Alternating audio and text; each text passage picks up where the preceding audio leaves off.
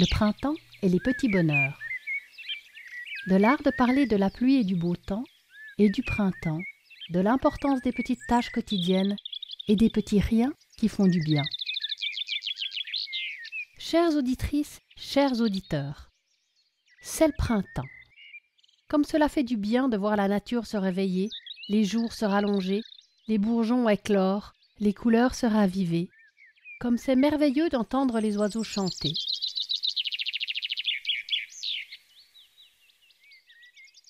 Cela m'a donné envie de réfléchir quelque peu à ces petits plaisirs qui nous font du bien, à l'âme et au cœur. Tout cela raconté avec une voix un peu éraillée, rhume de printemps. Je vous propose donc de m'accompagner, telle une chasse aux œufs de Pâques, dans cette quête de petits bonheurs. Chasse aux œufs de Pâques ou piste du lapin, comme c'est la tradition dans notre famille. Oui, le lapin vient avec sa hotte pleine de chocolat et de petits cadeaux qu'il cache dans la forêt.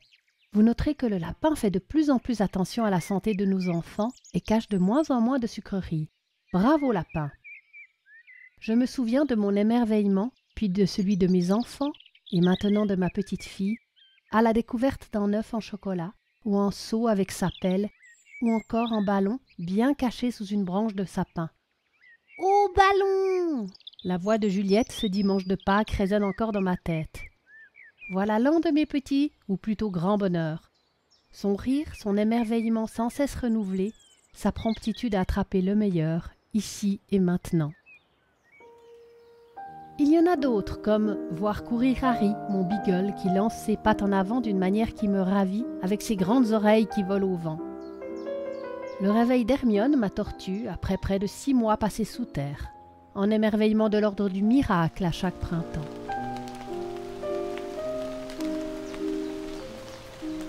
La pluie, eh oui, j'adore le bruit de la pluie sur les feuilles et les odeurs exacerbées par l'humidité que celle-ci produit.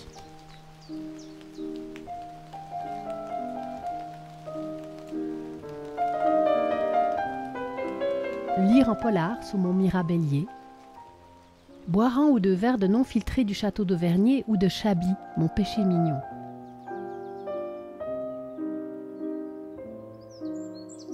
Il est bon de savoir profiter de ces petits bonheurs et encore meilleur de pouvoir les partager.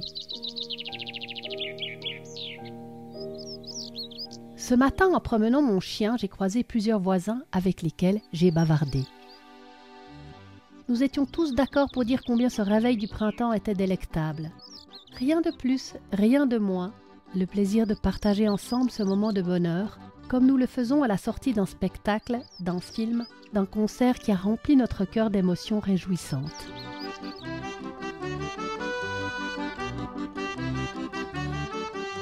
De même, au travail, une bonne journée est certes une journée pendant laquelle nous avons pu accomplir nos tâches sans trop de difficultés, avec un résultat satisfaisant.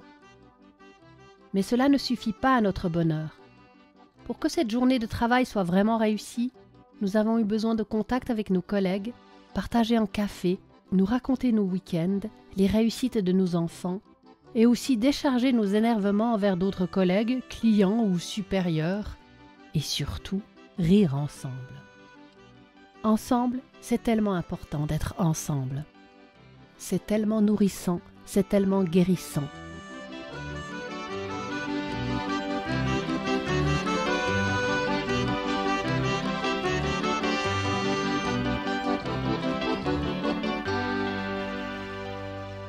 Après la guerre des Balkans, des études ont été menées sur l'intensité des traumatismes qui ont marqué les habitants de part et d'autre des belligérants.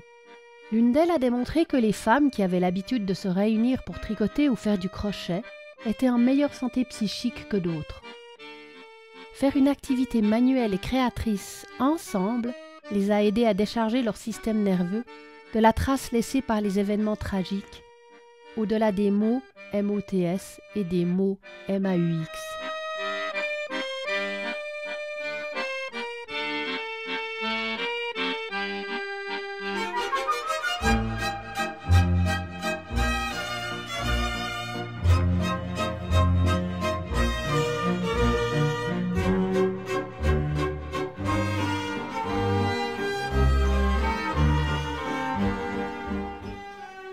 Le tricot.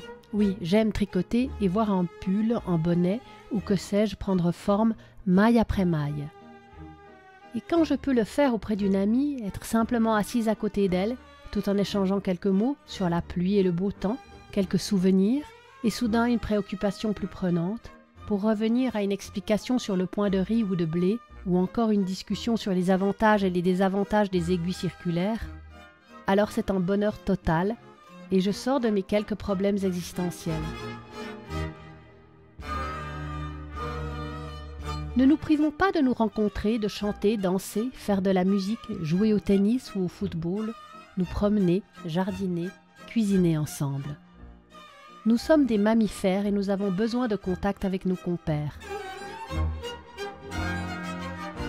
Comme Harry, mon chien, qui lorsque nous le laissons monter sur le canapé, se colle à nous au détriment de toute considération de l'espace à sa disposition. Son confort à lui, c'est d'être physiquement à notre contact. Et je dois dire que c'est aussi le mien. Nous vivons dans une société où nous mettons la barre très haut. Il est de bon ton d'accomplir ce que je nommerais des exploits. Si l'on aime courir, il convient d'accomplir des marathons ou des trails dans la montagne. Si l'on aime faire la cuisine, un simple gigot d'agneau ne suffira pas. Il faut être sûr, une expression que je déteste, donc il faut être sûr, par exemple, une noisette d'agneau des Pyrénées à la crème d'ail de Cadour sur risotto de quinoa, réduction de négrette. Qu'est-ce que ça veut dire ça? Accompagné de légumes du moment étuvés à la minute. Ah ça je sais ce que cela signifie, c'est une simple jardinière de légumes.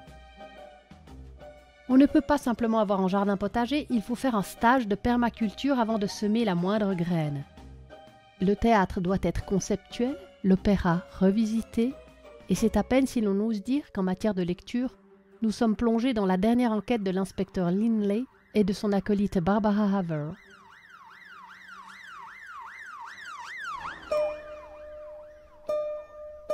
À l'inverse de cette tendance, il y a une citation de Thomas More, philosophe anglais du début du XVIe siècle, qui me plaît beaucoup.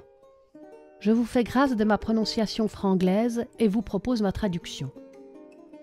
Les tâches ordinaires que nous pratiquons quotidiennement à la maison sont d'une plus grande importance pour l'âme que ce que leur simplicité pourrait suggérer. Éplucher des carottes, émincer des oignons. Attention, il faut prendre le temps de les faire longuement revenir à la poêle, au moins 10 minutes. Confectionner de simples shortbreads qui sentent bon dans la cuisine, pendre le linge, vider le lave-vaisselle, nettoyer une casserole, passer l'aspirateur et faire le ménage, je dois dire que j'aime moins. J'ai encore des progrès à faire dans la valorisation de certaines des tâches ménagères, mais j'y travaille, je vous promets. En fait, je pense que Thomas More avait inventé le concept de l'ici et maintenant il y a déjà un demi-millénaire.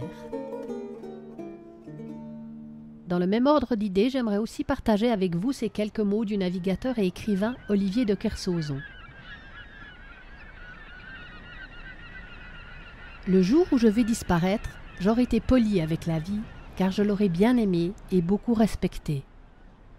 Je n'ai jamais considéré comme chose négligeable l'odeur des lilas, le bruit du vent dans les feuilles, le bruit du ressac sur le sable lorsque la mer est calme, le clapotis.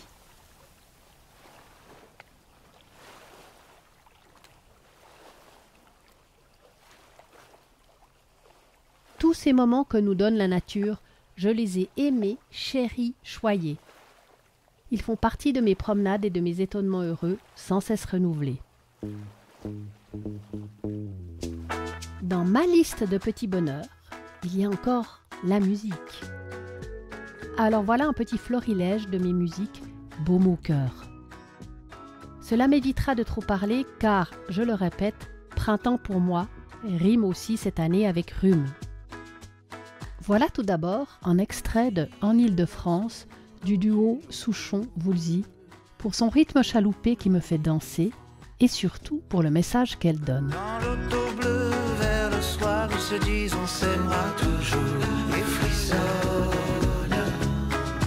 La raison les abandonne. Pourquoi chercher le bonheur au bout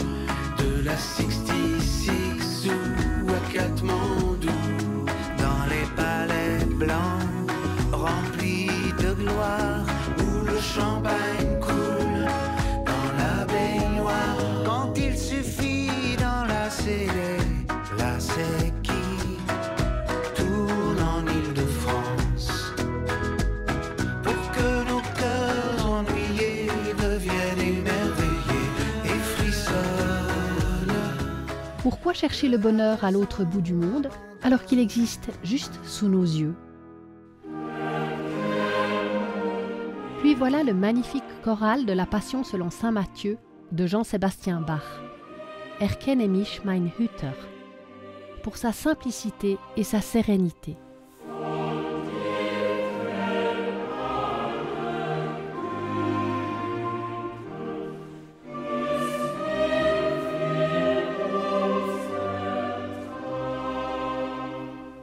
Underneath the Mango Tree, une autre forme de simplicité et de sérénité, interprétée ici par la chanteuse Cybèle. Underneath the mango tree, honey, honey, don't watch for the moon. Underneath the mango tree, honey, honey, maple love soon. Underneath the moonlit sky, honey and I can see hand in hand. Underneath the moonlit sky, honey and I can make fairyland. Et pour terminer, About a Tree, tiré de l'album Seven Seas, au piano le magnifique Shai Maestro, mon pianiste de jazz préféré, et à la basse, le génial Avishai Cohen. La première fois que j'ai entendu ce morceau, c'était en concert à Annecy. J'ai été submergée par l'émotion quand tout à coup on passe du mode mineur au mode majeur, de la tristesse à l'apaisement. Comme c'est beau, comme c'est bon, comme c'est la vie. La vie faite de joie et de tristesse, de va et de vient, de haut et de bas, une expression chère à mon fils Simon, dont c'est la sage devise depuis tout petit.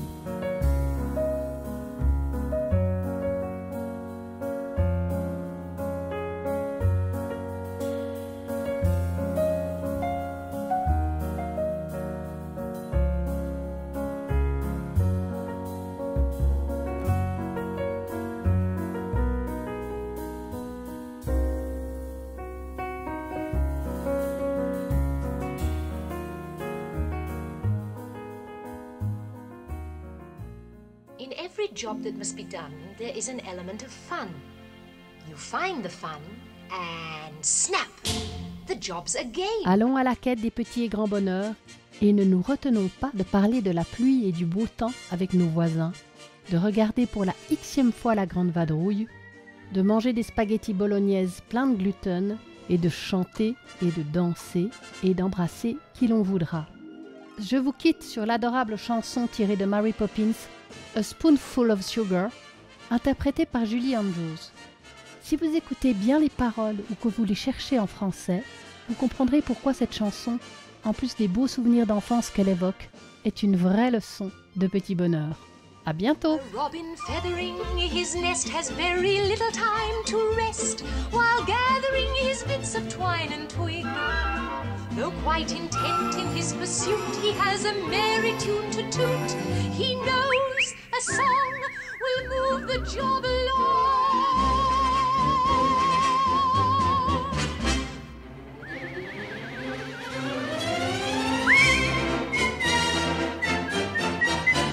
For a spoonful of sugar helps the medicine go down. The medicine go down, medicine go down. Just a spoonful of sugar helps the medicine go down in a most delightful way.